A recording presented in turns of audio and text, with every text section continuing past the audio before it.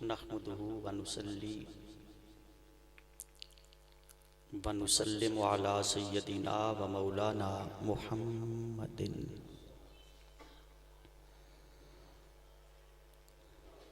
رسوله النبي الأمي الحبيب الأمين المكين الكريم الرؤوف الرحيم. أما بعد فأعوذ بالله من الشيطان الرجيم. بسم الله الرحمن الرحيم. ربنا اغفر لي ولوالدي وللمؤمنين يوم يقوم الحساب. صدق اللہ مولانا العظیم.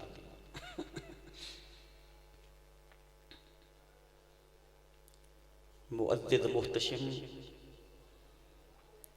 جمیع حاضرین و سامعین اور عزیزان گرامی قدر،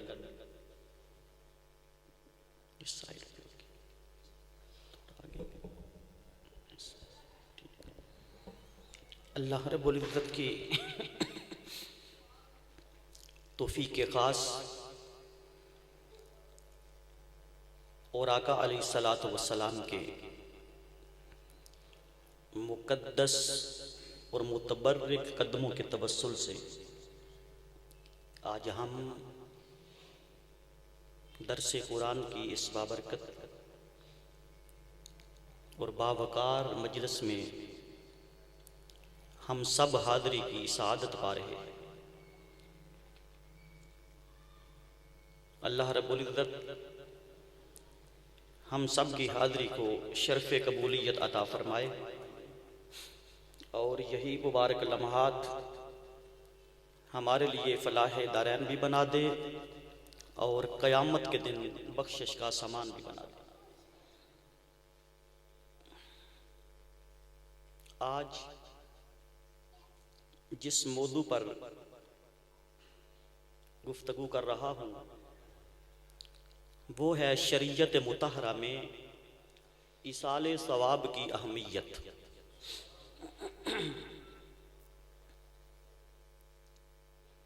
اصل میں بگاڑ تب پیدا ہوتی ہے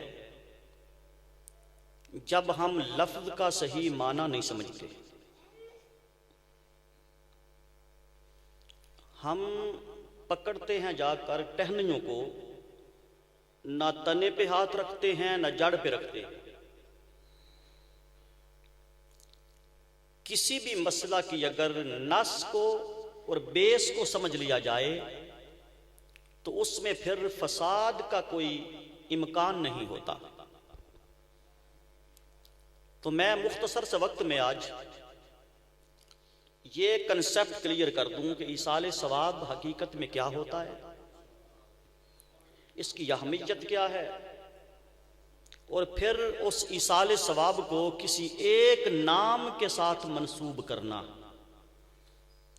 اس کا شریعت میں جواز کیا ہے.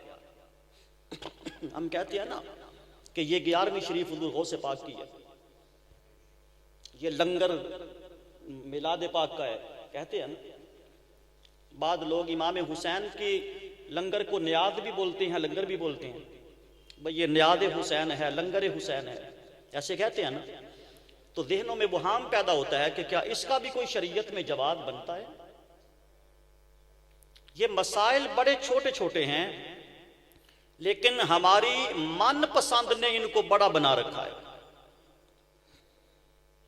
اور میں دوستوں کو ایک جملہ کثرت سے کہا کرتا ہوں کہ اس دور کے اندر دین کی قدریں اتنی کمزور ہو گئی ہیں کہ آج ہر بندہ وہ کرتا ہے جو وہ چاہتا ہے.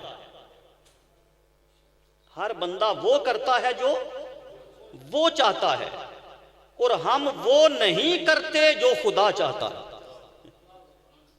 اور یہ حقیقت ہے.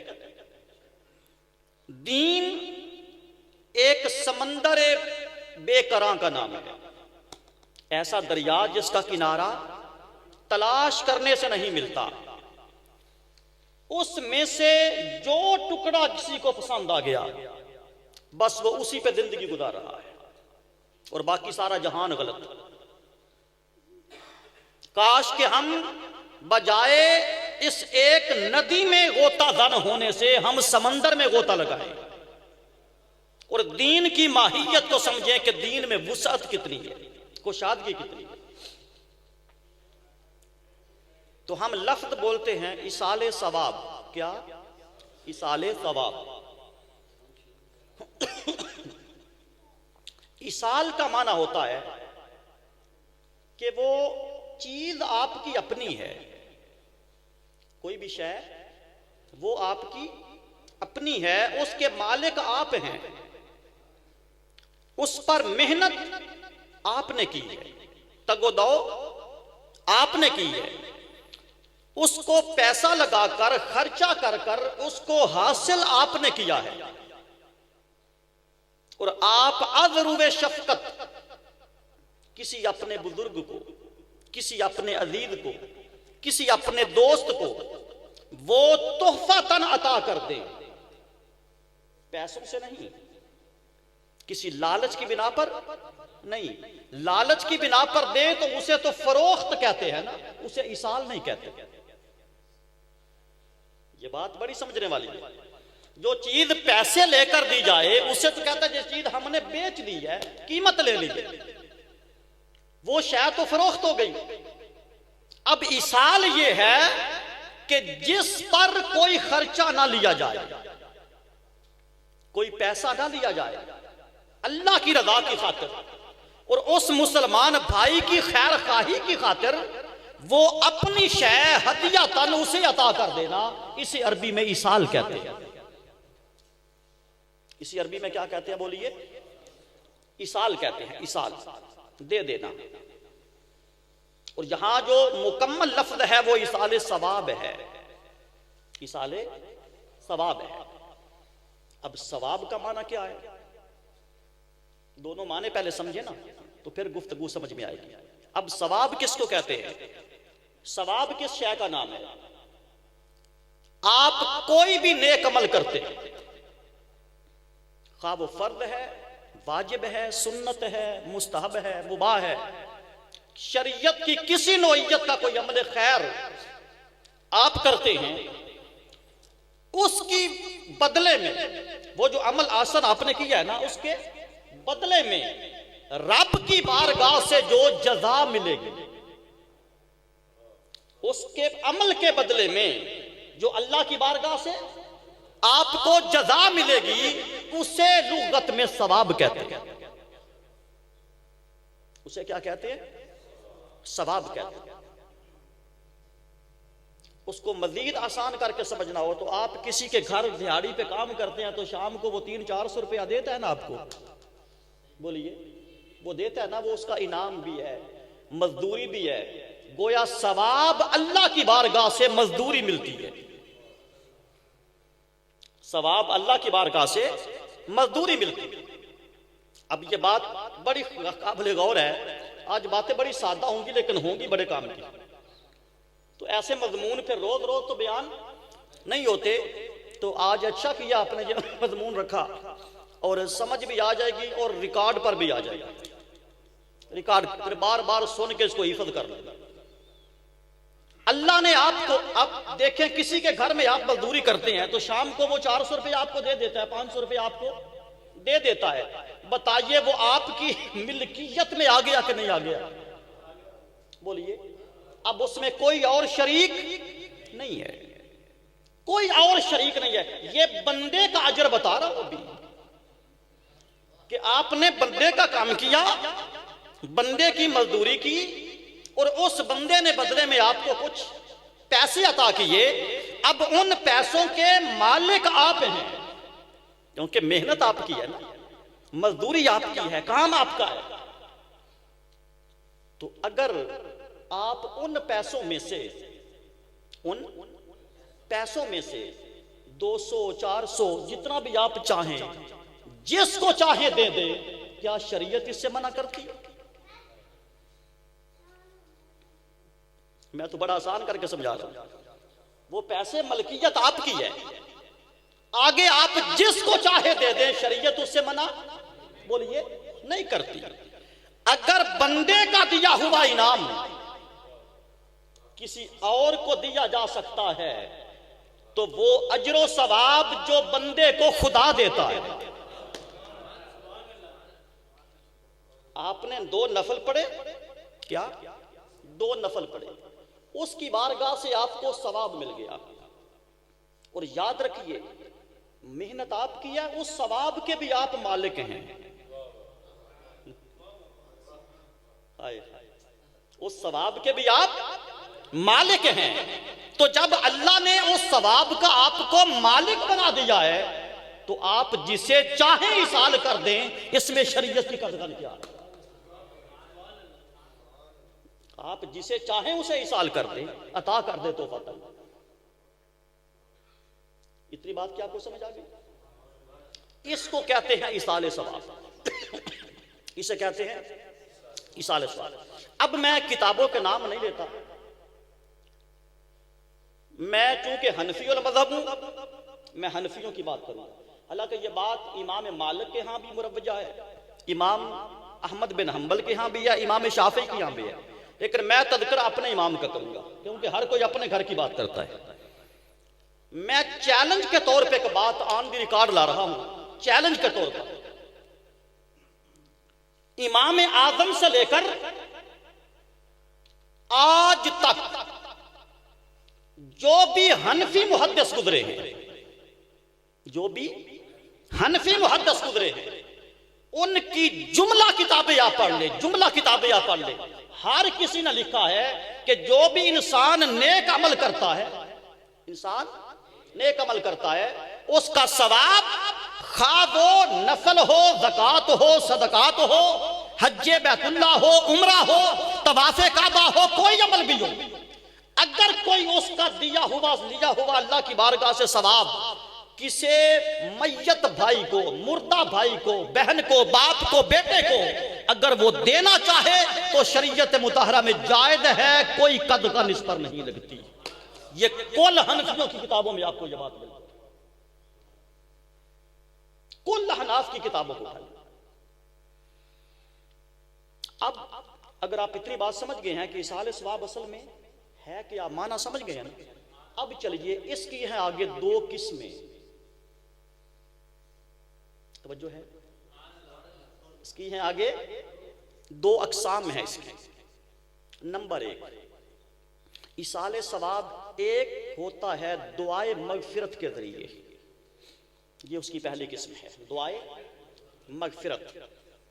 نمبر 2، کسی عمل کا ثواب مردے کو عطا کرنا، یہ عمل سے مراد اس کا ثواب، عمل کا ثواب، عمل کا ثواب مردے کو دینا، یہ ایصال ثواب کی یہ قسم ہے۔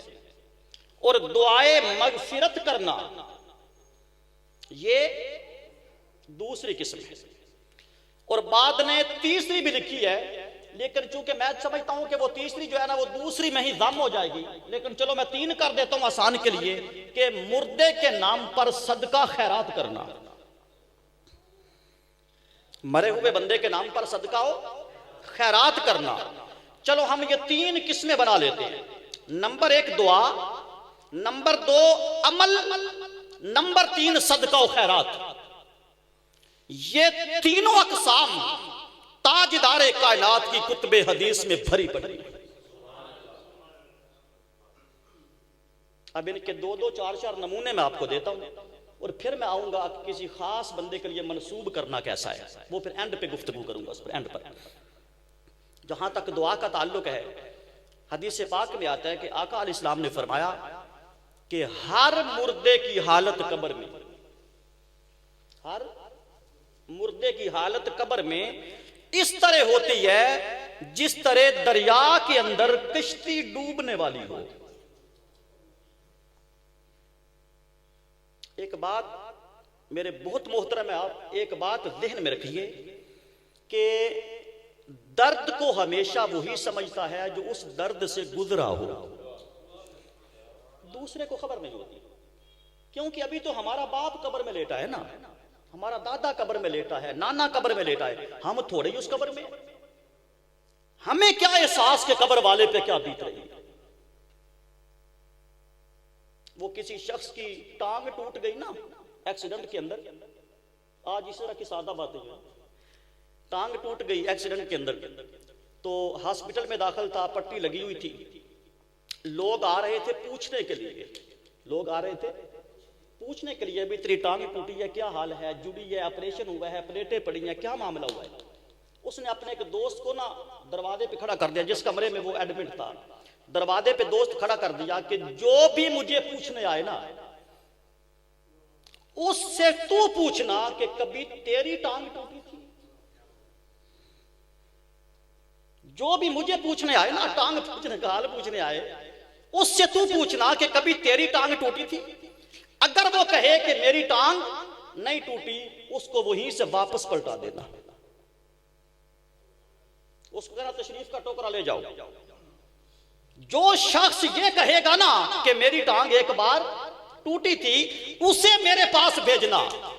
پوچھا جناب یہ کیوں؟ فرمایا میرے درد کا احساس ہی اسے ہوگا جس کی خود اپنی ٹانگ ٹوٹی ہوگی، دوسرے کو میری درد کا احساس کیا ہے؟ جس کی کبھی انگلی نہیں ٹوٹی اس کو ٹانگ ٹوٹنے کا احساس کیا ہوگا؟ یہ جو آج لوگ نخرے کرتے ہیں نا ایصال ثواب پر، یہ پتہ اس دن چلے گا جب آنکھیں بند ہوں گی اور دو اندھیری کوٹھڑی کے اندر لیٹے ہوں گے، اس وقت احساس پیدا ہوگا کہ کاش میں نے اپنوں کے لیے دعا کی ہوتی تو آج کوئی میرے لیے بھی دعا کرتا۔ یہ احساس اس وقت ہوگا، آج نہیں ہو سکتا، سمجھانے سے بھی نہیں ہو سکتا۔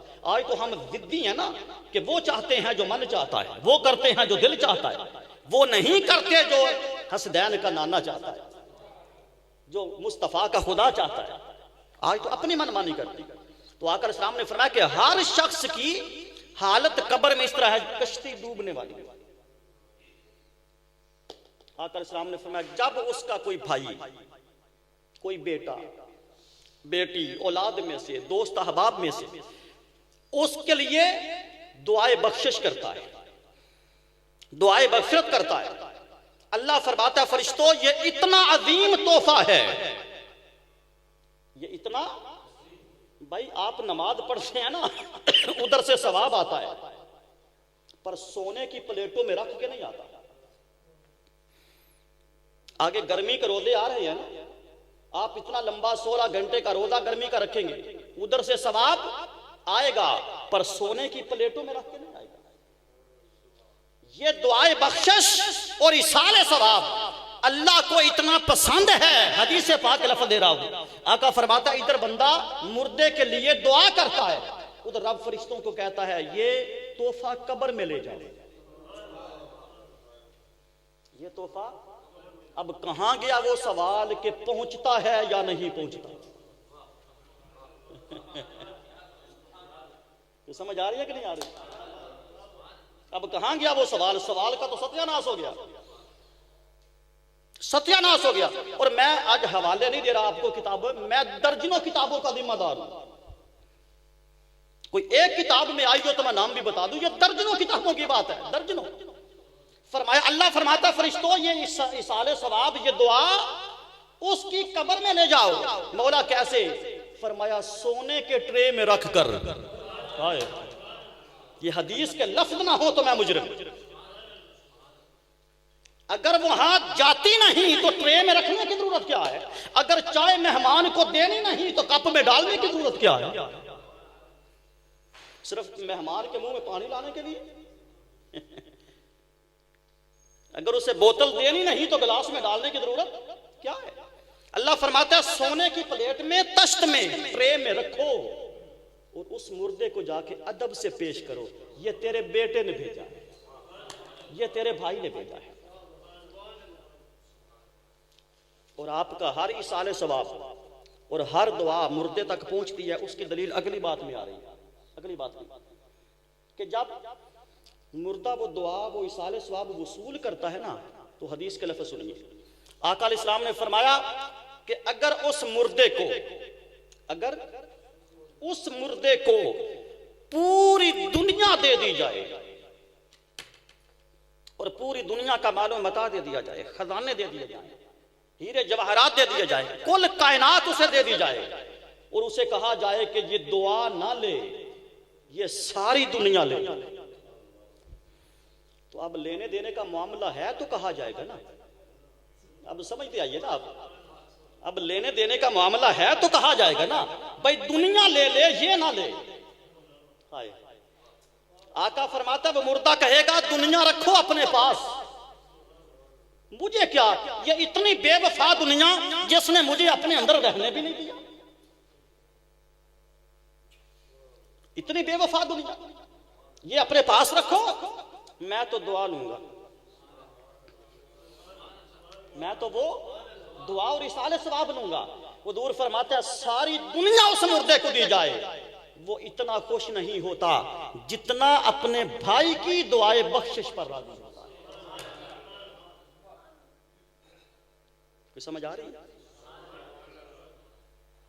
تو اس کا مطلب ہے کہ یہ دعا ثابت بھی ہوئی اور دعا کا پہنچنا بھی ثابت ہوا، دعا کا پہنچنا بھی ثابت ہوا.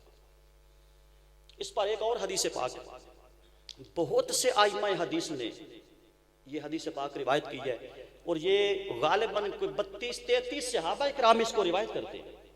اتنی اتھینٹک اور حسن کے درجے کی ہے، ضعیف بھی نہیں، حسن کے درجے کی. آقا علیہ السلام نے فرمایا ایک شخص قبر میں داخل ہوگا، ایک شخص قبر میں داخل ہوگا، اس کے سر پر پہاڑ جتنے نہیں، پہاڑوں جتنے گناہ ہوں گے. اللہ جانے ان پہاڑوں میں درجن ہے، 100 ہے، 150 ہے، تعداد تو نہیں آئی، پہاڑوں کے برابر اس بندے کے سر پر گناہ ہوں گے. اس حالت میں قبر میں داخل ہوگا. آقا علیہ السلام نے فرمایا جب قیامت کے دن اٹھے گا اس کے سر پہ ایک گناہ بھی باقی نہیں ہوگا.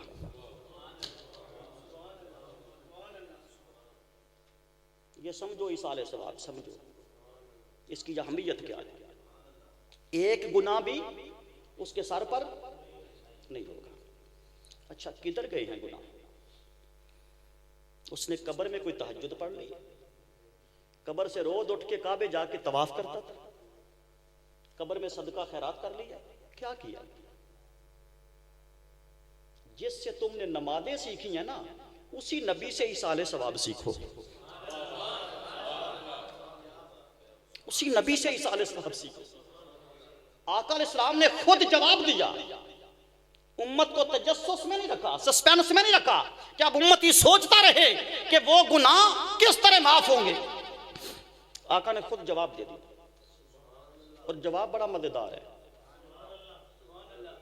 بہت مزیدار ہے. آقا علیہ السلام فرماتے ہیں جب وہ مردہ اپنا نامہ اعمال دیکھے گا نا تو نامہ اعمال میں ایک بھی گناہ نہیں، ساری نیکیاں ہی نیکیاں، ٹوٹل نیکیاں. ایمانداری نال دسو اپنی کیتیاں دا پتہ ہوندا ہے کہ نہیں ہوندا؟ یہ دکان کا حساب کرتے ہیں نا ہم روز، کتنے کا سودا آیا تھا، کتنے کا بکا ہے، اس میں سے بجلی کا بل نکالنا ہے، گیس کا بل نکالنا ہے، مزدوروں کی مزدوری نکالنی ہے، پھر دیکھنا ہے کہ بچت کتنی ہے، نقصان کتنا ہوا ہے. سارا حساب کرتے ہو نا. خدا کی قسم کبھی ایک رات سونے سے پہلے اس من کا حساب کرنا، اس نفس کا محاسبہ کرنا کبھی سونے سے پہلے. بتا ظالم تو نے آج کتنے کام خدا کو راضی کرنے والے کیے اور کتنے کام حضور کو ناراض کرنے والے کیے. یہ نفس بول بول کے بتائے گا. انسان کو اپنا کوئی بھلیکا نہیں ہوتا، کوئی بھلیکا نہیں ہوتا. اور وہ شخص جس کے نامہ اعمال میں ساری نیکیاں ہوں گی وہ اللہ کی بارگاہ میں بولے گا، وہ کہا مولا آج تو تیرے کرم کی حد ہو گئی ہے، تیری رحمت کی آج حد ہو گئی ہے، میں تو چوری پانی بھی لگاتا تھا. یعنی یہ ترجمے میرے اپنے ہیں پر کوئی رد نہیں کر سکتا. حدیث کا جملہ یہ ہے کہ وہ اپنے گناہ گنے گا اللہ کے سامنے کہ مولا میں نے یہ بھی کیا، میں نے یہ بھی کیا، سارے گناہ گنے گا اللہ کی بارگاہ میں. اللہ فرمائے گا زبان بند کر، تجھ سے بہتر جانتا ہوں تو کیا کیا کر کے آئے. مجھے کوئی بھلیکا ہے؟ میں تو علیم بذات الصدور. دلوں کے بھید جانتا ہوں، میں جانتا ہوں تو کیا کر کے آیا تھا۔ بندہ پوچھے گا مولا پھر یہ سارے جرم گئے کہاں؟ اب اللہ کا جواب سنیے، اب اللہ رب العزت کا جواب سنیے کہ اللہ پاک جواب کیا دے گا۔ اللہ فرمائے گا میرے بندے تو واقعی گناہگار تھا، تو واقعی گناہگار تھا، سیاہکار تھا، لیکن تیری قسمت بھلی کہ تیری اولاد نیک تھی، تیری قسمت اچھی کہ تیری اولاد نیک تھی، وہ تیرے لیے ہر وقت دعائے بخشش کرتی تھی، دعائے مغفرت کرتی تھی۔ ادھر وہ دعا کرتی میں تیرے گناہ مٹاتا، وہ پھر دعا کرتی میں پھر مٹاتا، وہ پھر دعا کرتی میں پھر مٹاتا، حتیٰ کہ تیری اولاد، تیرے بھائیوں نے، تیرے دوستوں نے تیرے حق میں اتنی دعائیں مانگی ہیں کہ آج تیرے دامن میں ایک گناہ بھی باقی نہیں بچا۔ فائدہ ہوا کہ نہ ہوا؟ کوئی شے اپڑی کہ کوئی نہ اپڑی؟ یہ ایصال ثواب ہے۔ یہ تو میں نے ایک ابھی گوشہ بیان کیا کہ یہ تعلق ہے دعا کا۔ یہ کیا ہے؟ اچھا، آپ سب چاہتے ہیں کہ ہمارے باپ بھی قیامت کے دن ایسے اٹھے؟ بولیے، ایک نسخہ میں بتاتا ہوں آپ کو۔ حکیم کا کام ہوتا ہے نسخہ دینا، اگر استعمال کر کے فائدہ نہ ہو تو نقص حکیم میں ہوتا ہے کہ تشخیص صحیح، نبض صحیح نہیں دیکھ پایا، نسخہ غلط ہو گیا، پھر قصور حکیم کا ہے۔ اور اگر پوڑی لا کر گھر میں شاپر میں لپیٹ کر دراز میں بند کر کے رکھ دی جائے تو پھر قصور مریض کا ہے۔ نسخہ میں دے دیتا ہوں، اب پتہ نہیں اس میں قصور اب میرا نکلتا ہے کہ آپ کا نکلتا ہے۔ نسخہ میں دے دیتا ہوں، اور میں وہ کیا کہتے ہیں کٹا دور لگاتا ہے قلعے کے سر پہ۔ ہمارا قلعہ تکڑا ہے اور وہ مدینے میں ہے، ہم حدیث مصطفیٰ پہ ہم اتنا اعتماد کر کے ڈنکے کی چوٹ پہ بات کرتے ہیں کہ ساری دنیا غلط ہو سکتی ہے، میرے آقا کا قول غلط نہیں ہو سکتا۔ ہر کسی کا باپ قیامت کے دن جنتی ہو کے اٹھے گا اگر اس نسخے پہ عمل کر لے گا۔ اچھا، آپ میں سے ہر کوئی بندہ کہہ سکتا ہے جناب ہم اتنے تو ویلے نہیں ہیں، سارا دن دکان بھی کھول دیا، مزدوری بھی کرنی ہے، تو یہ اتنی دعائیں ہم کریں کیسے کہ باپ جی کا ایک گناہ بھی باقی نہ رہے؟ اس پر آسان نسخہ دے رہا ہوں کہ تمہیں الگ سے دعا کرنے کا وقت نہیں تو بھاڑ میں جائے وقت نہ صحیح، ہم وقت کے محتاج بھی نہیں، میں بھی بزی ہوں، آپ بھی بزی ہیں، کسی کے پاس اتنا ٹائم نہیں ہوتا۔ آپ بس ایک کام کریں کہ 5 وقت کی نماز شروع کر دیں۔ کیا کریں؟ کیا کریں؟ ٹھیلا بول رہے ہو نا، کم موقع ہے نا، کم موقع ہے، 5 وقت کی آپ نماز کر دیں۔ اچھا بھائی اس سے باپ کیسے بخشا جائے گا؟ ہاں، آپ 4 سنتیں پڑھیں گے نا تو آخری اتحیات پہ پڑھیں گے ربنا اغفر لی، پڑھیں گے نا ربنا اغفر لی ولے والدی، مولا مجھے بھی معاف کر دے، میرے امی ابو کو بھی معاف کر دے۔ اس کے بعد باری آ گئی فردوں کی، 4 فرد پڑھے، آخری اتحیات پر پھر یہ دعا ربنا اغفر لی ولے والدی، بعد میں 2 سنتیں پڑھی، آخری اتحیات میں پھر یہ دعا، نفل پڑھے آخری اتحیات میں پھر یہ دعا، وتر پڑھے آخری اتحیات پر پھر دعا، تسبیح پڑھی آخری اتحیات پر پھر دعا۔ ایسے ہی ہوتا ہے نا، ہر نماز کے ہر ایک حصے میں آخری اتحیات میں جب یہ کثرت کے ساتھ آپ دعا مانگیں گے تو آپ ایک دن میں گن لیں کہ آپ نے اپنے والدین کے لیے کتنی دعائیں کرتی ہیں۔ ایک دن کا ٹوٹل حساب لگا لیں اور پھر اس دن کو مہینے کا حساب لگائیں اور پھر اپنی زندگی کا حساب لگائیں، تو پھر کیوں نہ آپ کا باپ اس حالت میں اٹھے گا کہ نامہ اعمال میں کوئی گناہ باقی نہیں رہے۔ مسئلہ حل ہو گیا نا، اب کسی کا کوئی بہانہ نہیں چلے گا میرے پاس وقت نہیں، ہم نے بہانوں کے سارے دروازے بند کر دیے۔ یہ تھا پہلو دعا کا. اب اس پر درجنوں حدیثیں میرے ذہن میں ہیں، لیکن وقت اتنا نہیں ہوتا. میں اس کے اگلے باب پہ آ رہا ہوں. اب ایصال ثواب کا جو دوسرا طریقہ ہے، ایصال ثواب کا دوسرا وہ ہوتا ہے کہ مرے ہوئے کے نام پر صدقہ و خیرات کرنا. پہلا تھا دعا، دوسرا کیا ہے؟ صدقہ خیرات کرنا. اس پر میں ایک آپ کو طویل حدیث پاک سناتا ہوں. اسی حدیث سے دو مسئلے حل ہوں گے. کتنے؟ دو مسئلے. ایک تو صدقہ خیرات کسی کے نام کا کرنا بھی ثابت ہوگا، اور کسی ایک کو مخصوص کر کے کرنا بھی ثابت ہوگا. اب اس میں سارا لنگر غوثیہ بھی آ جائے گا، 11ویں بھی آ جائے گی. سارا کسی شخص کے ساتھ ایک منسوب کرنا، اس پر بھی اعتراض ہوتا ہے نا، منسوب کرنا، یہ بھی آج حل ہو جائے گا. بلکہ میں اس سے حدیث سے پہلے آپ کو چند آسان ٹوٹکے دے لوں، آسان ٹوٹکے، مشکل بعد میں دیتا ہوں. میں اس منبر رسول پر بیٹھ کر قسم کھا کر کہہ رہا ہوں کہ جتنے اعمال ہیں نا آپ کرتے، خواہ وہ فرض نماز سے لے کر نفل تک ہو، ہر عمل کی دو نسبتیں ہوتی ہیں. کتنی؟ یہ بڑی اہم بات میں کرنے لگا ہوں.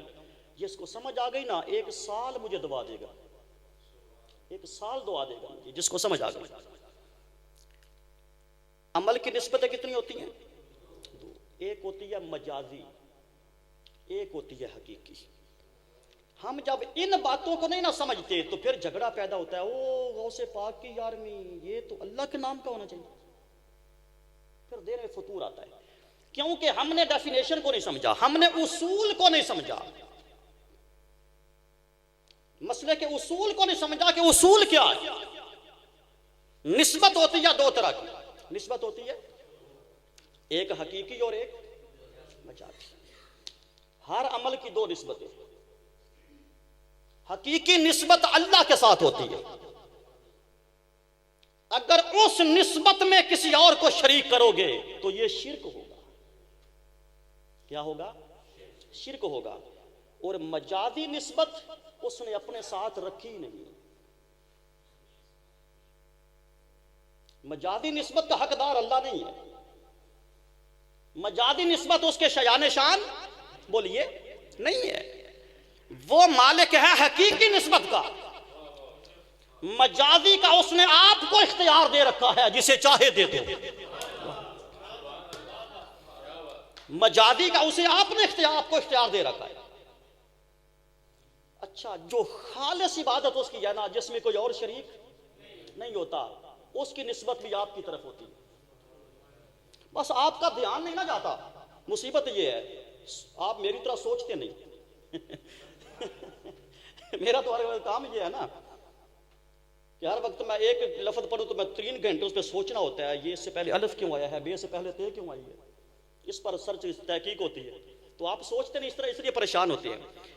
اچھا، نماز عبادت میں سب سے اول چیز کیا ہے، اعلیٰ چیز کیا ہے؟ بتائیے. کسی اور کے لیے پڑھی جا سکتی ہے؟ آپ نماز حضور کے لیے بھی نہیں پڑھ سکتے. نماز خالصتاً اللہ کی رضا کے لیے ہے. مگر اس خالص اللہ کی عبادت میں بھی مجازی نسبت اس نے آپ کو دے رکھی. قیامت کے دن تمہاری نمازیں تولی جائیں گی کہ نہیں؟ تولی جائے گی نا. جب تمہاری نہیں ہے تو تولی کیوں جائے گی؟ ہائے ہائے ہائے ہائے. ایڈا سوکھا میں اور نہیں سمجھا سکتا، معذرت. وہ آپ کی ہیں ہی نہیں. شرک ہو گیا. جی آپ نے نماز پڑھ لی ہے؟ جی پڑھ لیا. کس کی؟ اپنی. مولوی صاحب نماز میں یہ غلطی ہو گئی ہے، میری نماز ہو گئی ہے. ایسے ہی پوچھتے ہو نا؟ ایسے ہی پوچھتے ہو نا؟ میری نماز ہو گئی ہے، یہ مجھے روزے کی حالت میں نا الٹی آ گئی ہے، میرا روزہ ٹوٹ تو نہیں گیا؟ اللہ کے بندے روزہ تیرا ہے. اللہ کے بندے روزہ تیرا ہے؟ نہیں. یا اللہ 2.5 لاکھ روپیہ لگا کے آیا ہوں، میرا حج قبول کر لینا. موڑ حج تو ہو گیا اگر تیرا. تو یہ ہے نسبت مجازی. ہائے ہائے. اور واللہ باللہ آج کا جو خطاب ہو رہا ہے یہ فعل بدی ہو رہا ہے. میں اس پہ کوئی تیاری نہیں کر کے آیا. یہ حالانکہ میرا مضمون اور تھا، وہ جو سورہ بقرہ ترتیب کے ساتھ چل رہی ہے نا، تو یہاں دوستوں نے فرمائش کر دی کہ نہیں آج یہ ایصال ثواب پہ گفتگو کرو. تو آج فعل بدی ہے. آج لگتا یوں ہے کوئی پیچھے کھڑا ہو کے بلوا رہا ہے. کوئی جو نقطے آٹومیٹکلی ذہن میں آ رہے ہیں، میں کوئی اس پر محنت کر کے نہیں آیا. حالانکہ میری عادت ہے کہ میں نے جہاں بھی خطاب آسان سے آسان بھی کرنا ہو تو میں تیاری کر کے جاتا ہوں. وکیل وہی اچھا ہوتا ہے جو تیاری کے ساتھ آئے. تو آج تو بغیر تیاری کے بھی وکالت اچھی ہو رہی ہے. یہ کی نسبت کیا ہے؟ مجازی. تو اگر اللہ کی نماز مجازن تیری ہو جائے تو اس کی توحید میں کوئی فرق نہیں آتا. اب حقیقی نسبت کیا ہے کہ رضا اس کے لیے، بندگی اس کی ہے، عبادت اس کی ہے، اس میں کوئی دوسرا شریک نہیں ہے. لیکن عمل میں آپ بھی شریک ہیں، اور یہ شراکت مجازی ہے. روزہ اس کے لیے، وہ خود کہتا ہے الصوم لی، یہ روزہ میرے لیے ہے. تو جب اس کے لیے ہے تو آپ کا کیسا؟ یہ تو قرآن نے بھی کہہ دیا نا کہ تمہاری چھوٹی سے چھوٹی نیکی بھی تولی جائے گی، چھوٹے سے چھوٹا گناہ بھی تولا جائے گا. تو بھائی آپ کی ہیں تو تولی جائیں گی نا. اور نیکیاں اگر بڑھ گئیں تو وہ بھی آپ کی بڑھیں گی، کم ہو گئیں تو وہ بھی اللہ کی نہ بڑھے گی نہ کم ہوگی. اللہ کی تو نہ بڑھے گی نہ. آپ کے نیک عمل زیادہ ہوئے تو آپ جنتی، اور آپ کے برے عمل زیادہ ہوئے تو دوزخی. تو یہ جو آپ کی رٹ لگا رہے ہو، مجھے بتا تو دو اس سے توحید میں فرق کیا پڑا ہے؟ اس نے ساری مجازی نسبتیں انسان کو دے رکھی، انسان کو. اور جیسا حدیث کی طرف میں آ رہا ہوں، اس حدیث سے پہلے ایک بڑی پتے کی بات بتا دوں. پتے کی بات. اچھا چلو، یہ تو ایک چھوٹا پہلو تھا نا کہ نماز بھی میری ہے، روزہ بھی میرا ہے، زکوٰۃ بھی میری ہے، میں نے دی ہے، حج بھی میں نے کیا ہے، یہ میرا ہے. ایسے ہی ہے نا. ایک نظر قربانی پہ ڈالو. وہاں پتہ مسئلے کیا چلتے ہیں؟ مولوی صاحب بتانا کہ کمائی ساری بیٹے کی ہے، باپ کے نام کی ہو جائے گی. کوئی گرامر تو ہی نہ پڑھ رہا آج. سادہ بات ہے، بالکل سادہ. باپ کے نام کی ہو جائے گی. اس پوچھنے والے سے بندہ پوچھے تو نے اللہ کے نام کی دینی ہے یا ابا جی کے نام کی دینی ہے؟ مولوی صاحب بھی بتاتے ہیں کہ نہیں جی، اگر باپ کی کمائی نہیں ہے، کمائی خالص بیٹے کی ہے، تو جو صاحب نصاب ہوگا قربانی بھی اسی کے نام پر ہوگی. اس کا مطلب ہے کہ جو صاحب نصاب ہے قربانی اس کے نام کی ہے. تو جو پیسے میں صاحب نصاب ہو اس کے نام کی قربانی جائز ہے. تو وہ غوث الاعظم جو معرفت الہیہ کا صاحب نصاب ہو اس کے نام کی 11ویں نہیں ہو سکتی. اس کے نام کی 11ویں نہیں ہو سکتی. کوئی کہہ دے یہ قربانی میرے نام کی نہیں ہے، میں اللہ کی رضا کے دے رہا ہوں، مفتی فتویٰ دیں گے کہ تیری قربانی قبول ہی نہیں ہے. اور پھر حدیث میں آ کر فرمایا جب تم قربانی کرنے لگو تو اپنی قربانی کے پاس کھڑے ہو. آقا یہ میری ہے؟ فرمایا ہاں یہی تو بتانا چاہتا ہوں، یہ مجازن تیری اور حقیقتاً. جب اس دو پہلو کو ہم سمجھ جائیں گے نا، مجاز اور حقیقت کو، تو سارے مسئلے، مولویوں کی جان بھی چھوٹ جائے گی، اور روز فون کر کے پوچھنے والوں کی جان بھی چھوٹ گئی۔ ہم اصل بیس نہیں سمجھتے۔ اس کا مطلب ہے کہ قربانی بھی اپنے نام کی ہو تو جائز ہے، اپنے نام کی ہو تو جائز ہے۔ اب اس قربانی پر میں حدیث لانا چاہتا تھا تاکہ میں نے یہ بیس بنائی ہے۔ آپ کو معلوم ہے آپ نے اس حدیث کا ایک ٹکڑا حصہ سنا ہوا ہے، آج میں پوری حدیث آپ کو سنانا چاہتا ہوں، اور یہ ایک کتاب میں نہیں آئی۔ آپ نے اس کا ایک حصہ اس لیے سنا ہے کہ وہ ایک کتاب میں ساری حدیث نہیں آئی، اس کا ایک حصہ صحاح ستہ کی کتب میں آیا ہے اور دوسرا حصہ مصنف ابن ابی شیبہ میں آیا ہے۔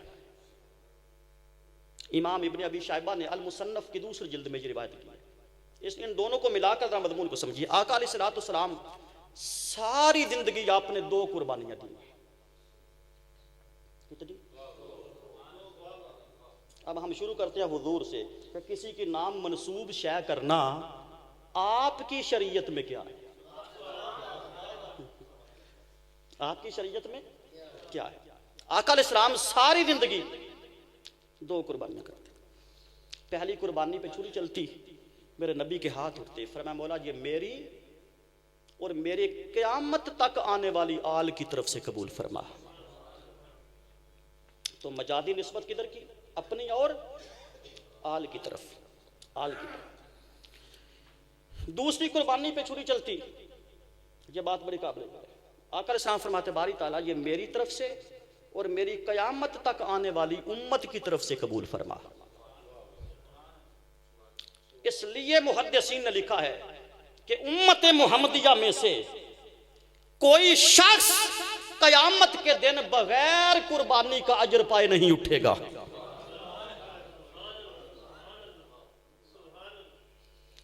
اب آپ کے محلے میں شہر میں کئی ایسے ہوں گے کہ جو اتنے غریب ہیں کہ زندگی بھر وہ قربانی نہیں دے سکا۔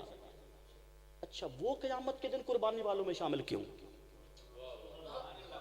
اس پر محدثین نے بحث کی ہے۔ محدثین فرماتے ہیں اس لیے اسے قربانی والوں کی صف میں کھڑا کیا جائے گا کہ اس غریب کی قربانی مدینے والا خود دے کے گیا ہے۔ اس غریب کی قربانی حضور خود دے کر گیا۔ ساری زندگی حضور نے امت کے نام کی قربانی دی ہے۔ تو میں امتیوں کے آگے بھی اکثر گزارش کیا کرتا ہوں جن کے پاس طاقت ہو، جس کے پاس اپنی دینے کے لیے پیسے نہیں، اس نے کسی اور کے نام کی کیا دینی ہے؟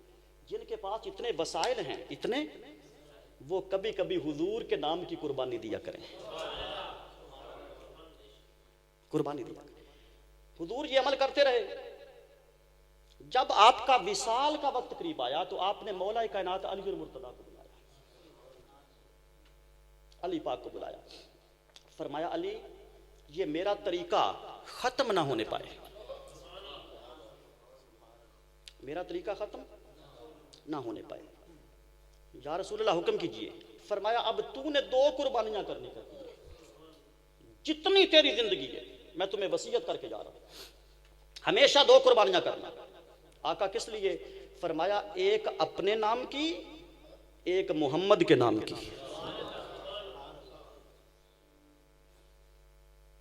اچھا ایک بات ذہن میں رکھیے، کچھ اعمال ہوتے ہیں جو صرف نیتن ہوتے ہیں، نیتن، عملاً نہیں ہوتے۔ کیا؟ عملاً نہیں ہوتے۔ قربانی ایک ایسا عمل ہے کہ جو صرف نیتن نہیں، یہ باقاعدہ عمل ہے۔ اس سے ثابت ہوگا کہ مردے کے لیے عمل کر کے اس کو ایصال ثواب کرنے کی حیثیت کیا ہے۔ اور قربانی میں تو بہت اعمال آ جاتے ہیں۔ آپ گھر سے نکلے یہ بھی عمل ہے، منڈی میں پہنچے یہ بھی عمل، بکرے کا سودا کیا، لڑائی کی یہ بھی عمل، اسے گھر لے کے آئے یہ بھی عمل، 15-20 دن اس کو پٹھے ڈالے یہ بھی عمل، اس کو پانی پلایا یہ بھی عمل، اس کو ذبح کیا یہ بھی عمل، اس کا گوشت بنایا یہ بھی عمل، اس کے 3 حصے کیے یہ بھی عمل۔ اتنے عمل کر کے آقا نے فرمایا علی ثواب مجھے دے دینا۔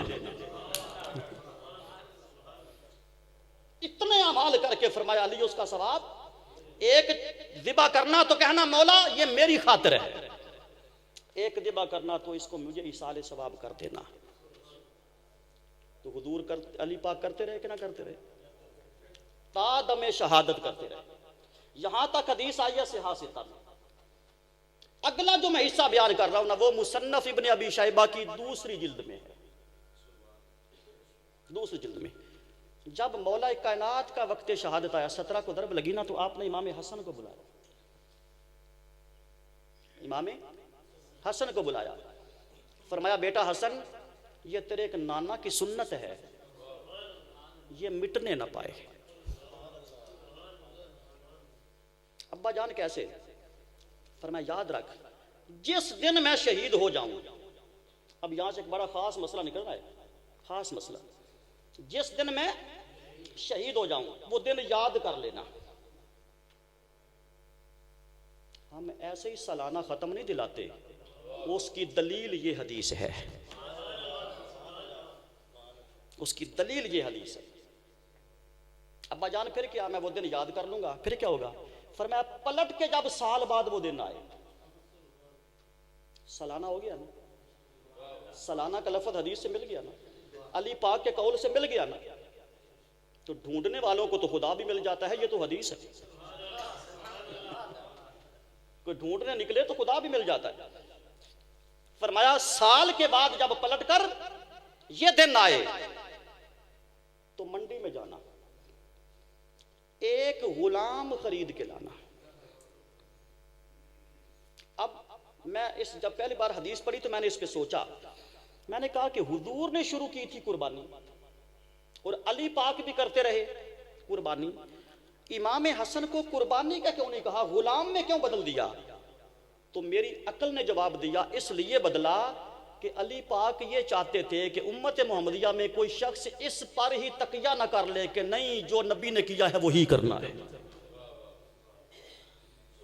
کہ صرف قربانی جائز ہے اور عمل جائز نہیں. علی پاک نے عمل کو بدل کے بتا دیا کہ مردے کی خاطر جو عمل بھی کرو گے اللہ جزا بھی دے گا, اسے ثواب بھی دے گا. ابا جان غلام خرید لاؤں گا. پھر کیا ہوگا؟ فرمایا جس دن میری شہادت ہوئی ہے نا اس دن وہ غلام میرے نام کا آزاد کر دینا. اچھا بھائی سالانہ کیوں؟ لوگ سوال کرتے تو ہمارا حق بھی تو بنتا ہے, کچھ نہیں بنتا. ایسا صرف جواب دا ٹھیکہ لے ہے. میرا سوال ہے نا, میرا سوال ہے کہ سال بعد کیوں؟ وہ باب مدینۃ العلم شاید جانتا تھا کہ عاشقوں نے سالانہ ایصال ثواب کرنا ہے, ان پر فتوے بھی لگیں گے, بدعت کے ٹائٹل بھی ملیں گے. کیوں نہ میں علی اپنی سنت بنا جاؤں کہ اب جو بھی سالانہ ختم پاک کا اہتمام کرے گا وہ علی کی ادا پہ کر رہا ہے, وہ مولا علی کی سنت پہ کر رہا ہے. امام حسن 21 رمضان المبارک کو منڈی میں جاتے, وہاں سے ایک غلام خرید کے لاتے اور اللہ کی رضا کی خاطر اور اپنے بابا جان کے ایصال ثواب کی خاطر اس کو آزاد کرتے. فرمایا میرے نام پہ آزاد کرنا, یہ کیوں نہیں کہا کہ اللہ کے نام پہ آزاد کرنا؟ سمجھ آ رہی ہے؟ میرے نام پہ آزاد کرنا, کیونکہ علی کی توحید اتنی کچی نہیں تھی نا جتنی آج لوگوں کی کہ وٹا ماریا ٹوٹ جاندے. علی کی توحید پکی تھی اور وہ دنیا کو توحید سکھانے والا تھا, اور اس لیے اپنا نام لیا اور فرمایا کہ میں علی ہو کر اگر غلام کی مجازی نسبت اپنی طرف کروں تو میری توحید میں کوئی تریڑ نہیں آتی, تو میرے غلاموں کی توحید میں بھی کوئی تریڑ نہیں آئے گی. رضا اللہ کی, نام علی اور برکت. امام حسن پھر یہ کرتے رہے جب تک آپ کی شہادت نہیں کرتے رہے, اور جب آپ کی شہادت کا وقت قریب آیا آپ کو 3 بار زہر دیا گیا تھا. کتنی بار؟ تیسری بار پھر شہادت ہو گئی. جب پہلی بار دیا گیا نا تو آپ نے اپنے بھائی حسین کو بلایا, اپنے بھائی امام حسین رضی اللہ عنہ. فرمایا بھائی جان بابا جان کی ایک وصیت ہے, اسے مٹنے نہ دینا.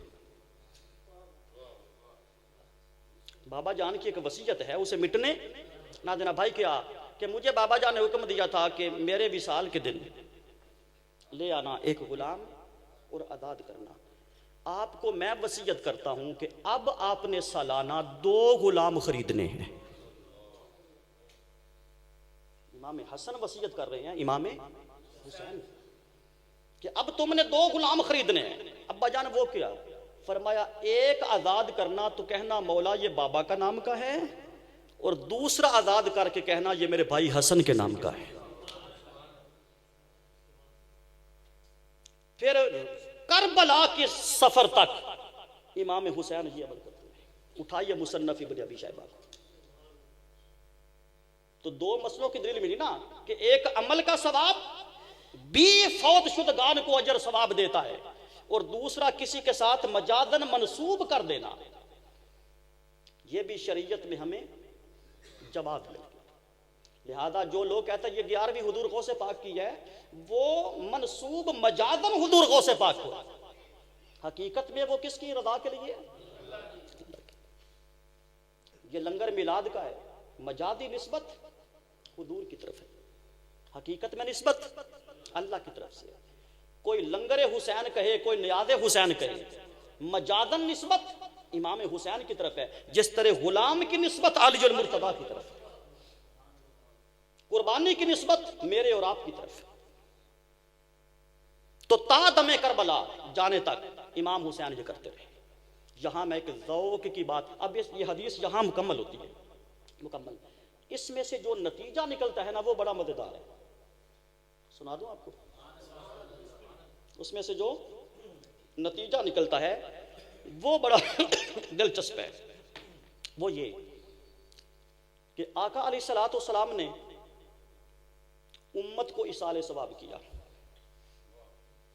اور صرف مرے ہموں کو نہیں کیا، قیامت تک آنے والی امت کو کیا، اپنی آل کو کیا. حضور کرتے تھے، علی المرتضیٰ نے انہیں کیا. یہ آپ ایک گردان ہے، گردان. جب پڑھتے تھے نا درس میں تو پھر عربی کی گردانیں یاد کرتے تھے، آج اردو کی سنیں. اردو کلاس ہے نا، آج اردو کلاس ہے، اردو کی گردان سنیں. حضور کرتے تھے تو ان کو حضرت علی نے کیا. علی المرتضیٰ خود کرتے تھے حضور کو، تو ان کو امام حسن نے کیا، ان کو امام حسن نے کیا. امام حسن خود کرتے تھے، ان کو امام حسین نے کیا. اس کا مطلب نتیجہ یہ نکلتا ہے کہ قبر میں ایصال ثواب اسی کو ہوتا ہے جو اپنے بڑوں کو کرتا ہوگا.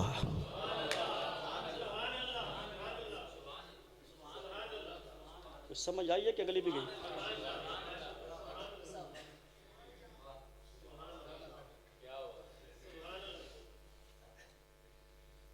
جو اپنے بڑوں کو کرتا. محروم رہی فاتحہ خوانی سے قبر بھی، محروم رہی فاتحہ خوانی سے قبر بھی. لوگوں گستاخ محمد کو سزا ہے کہ نہیں ہے؟ یہ غالباً کھچی صاحب کا شعر ہے، کھچی صاحب کا شعر. گستاخ محمد کو سزا ہے کہ نہیں؟ تو ایصال ثواب اسے ہوتا ہے جو اپنے بڑوں کو.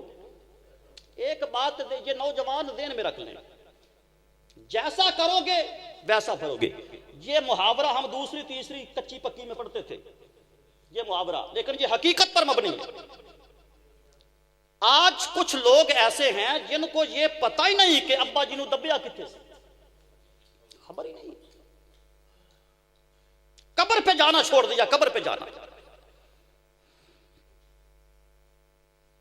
تو کیا آپ اپنی اولادوں پر یہ اعتماد کر سکتے ہیں؟ یہ توقع کر سکتے ہیں کہ ہماری قبریں ہماری اولادیں ماشاءاللہ دن رات آباد کریں گی؟ یہ کبھی تصور پیدا نہ کرنا. جس نے آپ اپنے باپ کی قبر کو اجاڑا ہے نا، اس بیٹے کی قبر کبھی آباد نہیں ہوگی.